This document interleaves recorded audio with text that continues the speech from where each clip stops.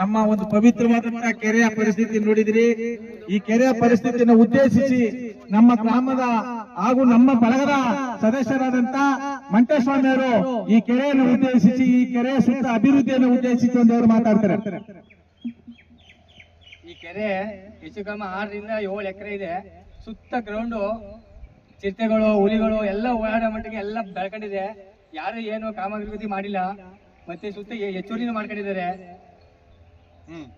Metalling ಎಷ್ಟು ಸತಿ ಮಾಡಿದ್ರು? ಮೆಟ್ಲಿಂಗ್ ಒಂದ್ಸತ್ ಮಾಡಿ ಅಲ್ಲಿಗೆ ತಂದು ನಿಲ್ತಾರೆ. ಮಳೆ ಹೋದ್ರೆ ಒಂದು ವೆಹಿಕಲ್ ಓಡಾಡಕ್ಕಾಗಲ್ಲ, ಜನಗಳು ಓಡಾಡಕ್ಕಾಗಲ್ಲ. ಕೆರೆಯ ಮೇಲೆ ಓಡಾಡಬೇಕಾಯ್ತಾ ಚಿರತೆಗಳು, ಹುಲಿಗಳು. ಸಂಜೆ ಟೈಮ್ ಯಾರೋ ಕಾವಲಿ ನೀರು ಮತ್ತೆ ಇತ್ಯಾದಿ ನೀರುಗಳು ಬಿಡಕ್ ಹೋಯ್ತು, ಪಂಪ್ ಸೆಟ್ ನೀರು ಬಿಡಕ್ ಹೋಯ್ತಾರೆ. ಅವ್ರಿಗೆ ತೊಂದರೆ ಐತೆ. ಈಗ ಇನ್ನೊಬ್ಬ ಸದಸ್ಯರಾದಂತ ನಮ್ಮ ಆತ್ಮೀಯ ಗೆಳೆಯರಾದಂತ ಪ್ರೀತಿಯವರು ಈ ಕೆರೆಯನ್ನು ಉದ್ದೇಶಿಸಿ ಒಂದೆರಡು ಮಾತಾಡ್ತಾರೆ. ಕೆರೆ ಸುತ್ತ ಜೋಲು ಫುಲ್ಲು ಬೆಳ್ಕೊಂಡಿದೆ. ಅಲ್ಲಿ ಏನೇ ಮಳೆಗೆ ಆವಾಗ್ಲಿ ಚಿಟ್ಟಿ ಆಗ್ಲಿ ಇನ್ನೊಂದಲ್ಲಿ ಏನೇ ಬಂದ್ರ ಗೊತ್ತಾಗಲ್ಲ, ಮಾಡಲ್ಲ. ಮೆಟ್ಲಿಂಗ್ ಇದು ಒಂದ್ಸಲ 2 ಸಲ ಆಗಿದೆ. ಆಮೇಲೆ ಇಲ್ಲಿ ಮುಂದೆಗಡೆ ಸೇತುವೆ ಹೋಗಿತ್ತು, ಸೇತುವೆ ಆಗೈತೆ. ಆ ಸೇತುವೆ ಮೆಟ್ಲಿಂಗ್ ಆ ಕಡೆ ಈ ಕಡೆ ಕಲ್ ಕಟ್ಟಡ ಕಟ್ಟವ್ರೆ. ಇವಾಗ ಮಾಡಿ ಡೀಸೆಂಟ್ ಆಗಿ ಒಂದು 2 ತಿಂಗಳು ಆಗಿಲ್ಲ. ಅವೆಲ್ಲ ಕುಸ್ತಾಗಿ ಬಿದ್ದೋಗಿದೆ. 2 ತಿಂಗಳಲ್ಲಿ ಆಗಿರೋ ಸೇತುವೆ ಆಗ್ಲೇ ಬಿದ್ದೋಗಿದೆ. ಆ ಕಡೆ ಸೇತುವೆ ಪಕ್ಕದಲ್ಲಿ ಕಲ್ ಕಟ್ಟಿದ್ದಾರೆ, ಎಲ್ಲ ಕೆಳಗಡೆ ಬಿದ್ದೋಗಿದೆ. ಅದಾಗಿಲ್ಲ. ಮತ್ತೆ ಅಂಗನವಾಡಿ ಒಂದು ಇನ್ನೇನು ಹಾಕಿ ಅದಕ್ಕೆ 6-7 ತಿಂಗಳಾಯ್ತು ಕಟ್ಟಿ. ಒಂದಲ್ಲಿ ನೀರ್ ಹಾಕಿಲ್ಲ ಅಂತ ಒಂದ್ ಕೆಲಸ ಮಾಡಿಲ್ಲ. ಇನ್ನೊಂದಿಲ್ಲ, ಈಗ ಮಕ್ಳು ಮರಿ ಕುಂತ್ಕೊಳ್ಳೋಕು ಭಾರಿ ಹಿಂಸ.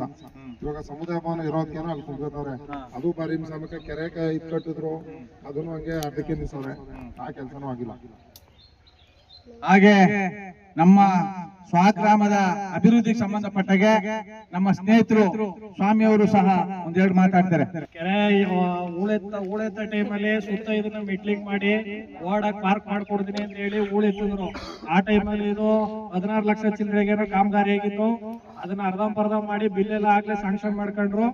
ಆ ಕಾರಣದಿಂದ ತಿರ್ಗಾ ಹಂಗೆ ಸೆತ್ತೆ ಎಲ್ಲ ಜಿಂಗ್ಲು ಬೆಳ್ಕೊಂಡಿದೆ. ಸುತ್ತ ಹಸು ಕರುಗಳು ನೀರು ಕುಡಿಯಕ್ ಹೋದಾಗ ಬಹಳ ಸಮಸ್ಯೆ ಆಗ್ತದೆ. ಜನಗಳಾಗ್ಲಿ ಕಾಲುಕೆ ನೀರು ಕುಡಿಯಕ್ಕಾಗ್ಲಿ ಜನ ನೀರು ಉಪಯೋಗಿಸಕ್ಕೂ ಆಗ್ತಾ ಇಲ್ಲ. ಇದನ್ನ ಸುತ್ತ ಕೆರೆ ಸುತ್ತ ಏರಿ ಸುತ್ತ ಎಲ್ಲ ಬೆಳ್ಕೊಂಡಿದೆ. ಈ ಕಡೆ ಕಾಮಗಾರಿಗಳು ಸ್ಯಾಂಕ್ಷನ್ ಮಾಡ್ತಾರೆ, ಅರ್ಧಂಬರ್ಧ ಮಾಡ್ಬಿಟ್ಟು ಹೋಗ್ತಾರೆ. ಈಗ ಅಂಗನವಾಡಿ ಮಾಡಿದಾರೆ, ನಿಂತ್ಲು ಮಟ್ಟ ತಗೊಂಡ್ಬಂದಿದ್ದಾರೆ. ಬಿಲ್ ತಗೊಂಡಿಲ್ವೋ ಗೊತ್ತಿಲ್ಲ, ಆದ್ರೂ ಅದು ಅರ್ಧಂಬರ್ಧ ಮಾಡಿ ನಿಂತಿದೆ. 6 ಮಂತ್ ಆಗಿದೆ ಕಾಮಗಾರಿ ಓಪನ್ ಆಗಿ, ಇನ್ನೂ ಕಂಪ್ಲೀಟ್ ಆಗಿಲ್ಲ. ಆಗ ಹಳ್ಳಿ ಕಟ್ಟನು ಅದೇ ರೀತಿ ಮಾಡಿದ್ದಾರೆ.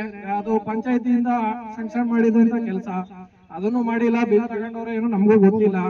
ಈ ತರ ಅರ್ಧಂಬರ್ಧ ಕಾಮಗಾರಿಗಳನ್ನ ಮಾಡಿ ಬಿಲ್ಗಳು ತಗತವ್ರ ಬಿಟ್ಟವ್ರ ಗೊತ್ತಿಲ್ಲ. ಇಲ್ಲಿ ರೈತರುಗಳಿಗೆ, ಇಲ್ಲಿ ಊರು ಗ್ರಾಮಸ್ಥರು ಅಷ್ಟೇ ಯಾರು ಇದಕ್ಕೆ ಎಚ್ಚರವಾಗಿ ಕೆಲಸಗಳನ್ನ ನೋಡ್ತಾ ಇಲ್ಲ. ಆ ಕಾರಣದಿಂದ ಯಾರ್ಯಾರು ಶಾಮೀಲ್ ಆಗೋರು ಏನೇನ್ ಮಾಡ್ತಾರೋ ಯಾರಿಗೂ ಗೊತ್ತಿಲ್ಲ. ಕೇಳಿದ್ರಲ್ಲ ಆತ್ಮೀಯ ಕನ್ನಡದ ಬಂಧುಗಳೇ, ನಮ್ಮ ಗ್ರಾಮಸ್ಥರು, ಯುವಕರು, ಮುಂದಿನ ಪ್ರಜೆಗಳು ಅವರ ಅನಿಸಿಕೆ ಅಭಿಪ್ರಾಯಗಳನ್ನ ಹೊರ ಹಾಕಿದ್ರು. ಆದ್ರೆ ಇನ್ನೂ ಏನು ಮುಖಂಡರುಗಳು ಅಂತಿದ್ದಾರೆ, ಮತದಾರ ಬಂಧುಗಳು, ಅವ್ರು ಯಾರು ಮೈ ಚಳಿ ಬಿಟ್ಟು ಧೈರ್ಯ ಮಾಡಿ ಮುಂದೆ ಬಂದು ಮಾತನಾಡಲ್ಲ. ದೇವ್ರ ಉತ್ಸವ ಆಗ್ಲಿ, ಏನೇ ಒಂದು ಕಾರ್ಯಕ್ರಮಗಳು ಮಾಡಿದ್ರೆ ನಮ್ಮ ಜೊತೆ ಕೈ ತೋರಿಸಿ ಬೆನ್ನೆಲುಬಾಗಿ ನಿಂತ್ಕೊಂಡಿರ್ತಕ್ಕಂಥ ಆತ್ಮೀಯ ಕನ್ನಡದ ಬಂಧುಗಳು ಅವ್ರ ಅನಿಸಿಕೆ ಅಭಿಪ್ರಾಯಗಳನ್ನ ಹೊರ ಹಾಕಿದ್ದಾರೆ. ಇವತ್ತು ಯಾವುದೇ ಒಂದು ಕಾಮಗಾರಿಯನ್ನ ಸರ್ಕಾರದಿಂದ ಮಾಡಿದ್ರೆ ಅದನ್ನ ಸಂಪೂರ್ಣಗೊಳಿಸ್ಲಿಲ್ಲ ಅಂದ್ರೆ ಇವ್ರ ಜನ್ಮಕ್ಕೆ ಬೆಂಕಿ ಹಾಕವ್ರು ಯಾವ ಆಧಾರದ ಮೇಲೆ ಹಣ ಬಿಡುಗಡೆ ಮಾಡಿಸ್ಕೊತಾರೆ? ಇವ್ರಿಗೆ ಮಾನ ಮರ್ಯಾದೆ ನಾಚಿಕೆ ಏಸಿಗೆ ಏನು ಇಲ್ವಾ? ಅಲ್ಲ ಕಣ್ರಿ ಅಯೋಗ್ಯರೇ, ನಿಮ್ ಜನ್ಮಕ್ಕೆ ಬೆಂಕಿ ಹಾಕವ್ರೆ. ನೀವು ಮಾಡೋ ಕೆಲ್ಸಕ್ಕೆ, ನೀವು ಮಾಡೋ ಅಲ್ಕ ಕೆಲ್ಸಕ್ಕೆ, ನೀವು ಮಾಡೋ ಭ್ರಷ್ಟಾಚಾರಕ್ಕೆ ಮುಖ್ಯಮಂತ್ರಿಗಳ ಕೆಟ್ಟ ಹೆಸರು, MLAಗಳ ಕೆಟ್ಟ ಹೆಸರು, ಸಚಿವರುಗಳ ಕೆಟ್ಟ ಹೆಸರು, ಸರ್ಕಾರಿ ಕೆಟ್ಟ ಹೆಸರು. ಇಂಥ ಕೆಟ್ಟ ಹೆಸರು ಇರ್ತಕ್ಕಂಥ ಇಂಥ ಕೆಟ್ಟ ಹೆಸರು ಉತ್ಪತ್ತಿ ಮಾಡುವಂಥ ಅಯೋಗ್ಯರು ಯಾರಿದ್ದಾರೆ? ಅವಿವೇಕಿಗಳು ಯಾರಿದ್ದಾರೆ? ಇಂಜಿನಿಯರ್ಗಳು ಯಾರಿದ್ದಾರೆ? ಗುತ್ತಿಗೆದಾರರು ಯಾರಿದ್ದಾರೆ? ಅವ್ರ ಮೇಲೆ ಕಾನೂನು ಕ್ರಮ ಕೈಗೊಳ್ಳಬೇಕು ಅಂತ ನಮ್ಮ ಮೈಸೂರು ಹೃದಯವಂತ ಕನ್ನಡಿಗರ ಬಳಗದಿಂದ ನಮ್ಮ ಆಕ್ರೋಶವನ್ನು ಉಗ್ರವಾಗಿ ಹೊರ ಹಾಕ್ತಾ ಇದ್ದೇವೆ. ಯಾಕಂದ್ರೆ ಸಿದ್ದರಾಮಯ್ಯ ತವರು ಕ್ಷೇತ್ರದಲ್ಲಿ ಅರ್ಧಂಬರ್ಧ ಕೆಲಸ ಮಾಡ್ತೀರಾ ಅಂದ್ರೆ ನೀವೆಂತ ಲಂಚ್ ಬಾಕ್ರು, ನೀವೆಂತ ಅವಿವೇಕಿಗಳು, ನಿಮ್ಮ ಜನ್ಮಕ್ಕೆ ಬೆಂಕಿ ಹಾಕ. ನಿಮಗೆ ನಾಚಿಕೆ ಏಸಿಗೆ ಮಾನ ಮರ್ಯಾದಿಲ್ವಾ? ನಿಮಗೆ ಮಾನ ಮರ್ಯಾದಿಲ್ವೇನ್ರಾ? ಸಿದ್ದರಾಮಯ್ಯನವ್ರು ತವರು ಕ್ಷೇತ್ರದಲ್ಲಿ ಈ ರೀತಿ ಎಡ್ಬಿಡಂಗೆ ಕೆಲಸ ಮಾಡ್ತಾ ಇದಾರಲ್ಲ ಎಡವಟ್ಟುಗಳೇ, ಅಯೋಗ್ಯ ಇಂಜಿನಿಯರ್ಗಳೇ, ಗುತ್ತಿಗೆದಾರರೇ, ನಿಮ್ಗೆ ಸಂವಿಧಾನದ ಮೇಲೆ ಗೌರವ ಇಲ್ವಾ? ಎಂಜಿಲ್ ಕಾಸ್ಗೋಸ್ಕರ ಅರ್ಧಂಬರ್ಧ ಕೆಲಸ ಮಾಡಿ ಈ ರೀತಿ ಸಾರ್ವಜನಿಕರಿಗೆ ತೊಂದರೆ ಕೊಡ್ತಾ ಇದ್ರೆ ಇವತ್ತು ನಾಳೆ ದನ ಕರುಗಳು, ಹಸ ಕುರಿಗಳು ಮೇಯ್ಸ ಅಂತವ್ರು ಒಂದು ಹುಲಿ ದಾಳಿ ಮಾಡ್ತು, ಒಂದು ಚಿರತೆ ದಾಳಿ ಮಾಡ್ತು, ಇದಕ್ಕೆಲ್ಲ ಯಾರು ಹೊಣೆ? ಯಾರೇ ಹೊಣೆ?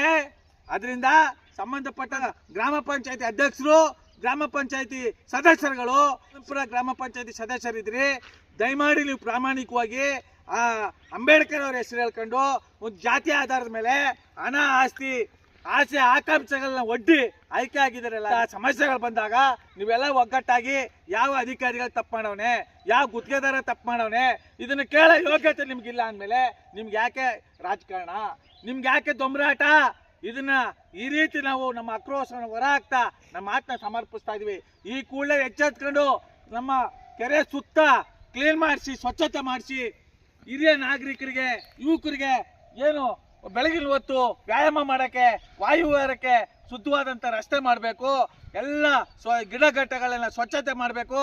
ಪ್ರಾಣಿ ಏನು ಚಿರತೆ ಮತ್ತು ಹುಲಿ ಇದೆ, ಅದರಿಂದ ಜನರನ್ನ ಮತ್ತು ದನ ಕರುಗಳನ್ನ ರಕ್ಷಣೆ ಮಾಡಬೇಕು ಅಂತ ನಮ್ಮ ಮೈಸೂರು ಉದ್ಯೋಗ ಕನ್ನಡಿಗರ ಬಳಗದಿಂದ ಸಮಸ್ತ ಭ್ರಷ್ಟ ಅಧಿಕಾರಿಗಳಿಗೆ, ಭ್ರಷ್ಟ ಗುತ್ತಿಗೆದಾರರಿಗೆ, ಸಂಬಂಧಪಟ್ಟ ಪಂಚಾಯತಿ ಸದಸ್ಯರಿಗೆ ಹಾಗೂ ಗ್ರಾಮ ಪಂಚಾಯತಿ ಅಧ್ಯಕ್ಷರಿಗೆ ಮನವಿ ಮಾಡ್ತಾ ನಮ್ಮ ಮಾತನ್ನ ಸಮರ್ಪಿಸ್ತಾ ಇದ್ದೇವೆ. ಬೇಕೇ ಬೇಕು, ಹೊರಗೆ ಬರ್ಲಿ, ಬೇಕೇ ಬೇಕು, ಬೇಕೇ ಬೇಕು.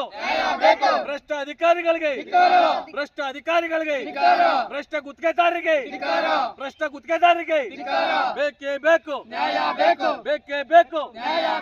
ಎಲ್ಲಿ ತನಕ ಹೋರಾಟ, ಎಲ್ಲಿ ತನಕ ಹೋರಾಟ, ಇಷ್ಟೇಳಿ ನಮ್ಮ ಹೋರಾಟ ಇಲ್ಲಿಗೆ ನಿಲ್ಸಲ್ಲ. ಸಂಬಂಧಪಟ್ಟಂತ ಅಧಿಕಾರಿಗಳ ದೂರ ನೀಡ್ತೇವೆ. ನನ್ನ ಮಾತ ಸಮರ್ಪಿಸ್ತಾ ಇದ್ದೀನಿ. ಜೈ ಕನ್ನಡಾಂಬೆಗೆ, ಜೈ ಕನ್ನಡ ಮಾತೆಗೆ, ಜಗನ್ಮಾತೆ ಚಾಮುಂಡೇಶ್ವರಿಗೆ, ನಮ್ ಸಿದ್ದಪ್ಪಾಜಿಗೆ, ದೊಡ್ಡವ್ರಿಗೆ, ರಾಜಪ್ಪಾಜಿಗೆ, ದೊಡ್ಡ ತಾಯಿಗೆ, ನಾಲ್ವಡಿ ಕೃಷ್ಣರಾಜ ಒಡೆಯರ್ಗೆ, ನಾಲ್ವಡಿ ಕೃಷ್ಣರಾಜ ಒಡೆಯರ್ಗೆ ನಮಸ್ಕಾರ, ಧನ್ಯವಾದಗಳು.